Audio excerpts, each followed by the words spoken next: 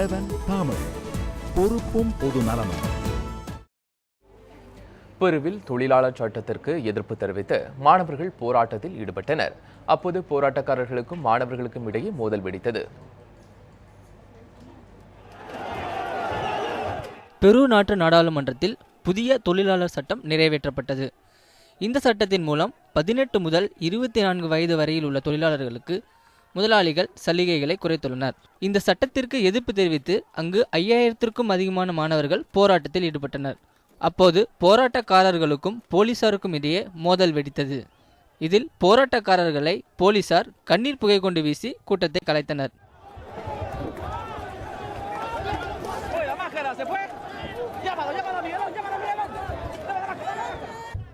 இந்த புதிய சட்டம் தொழிலாளர்களின் உரிமைகளை குறைப்பதாகவும் இதன் மூலம் வேலை இழப்புகள் அதிகரிக்கும் என்றும் போராட்டத்தில் ஈடுபட்டவர்கள் தெரிவித்தனர்.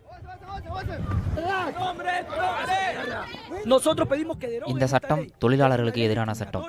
இதன் மூலம் இளைஞர்கள் அனைவரும் பாதிக்கப்படுவார்கள். இந்த சட்டத்திற்கு எதிர்ப்பு தெரிவித்து இதுவரை 3 போராட்டங்கள் நடத்தப்பட்டுள்ளன. இந்த 3 போராட்டங்கள் அனைத்தும் கலவரத்தில்தான் முடிந்துள்ளது. உலக செய்தி பிரிவு நியூஸ் 7 தமிழ்.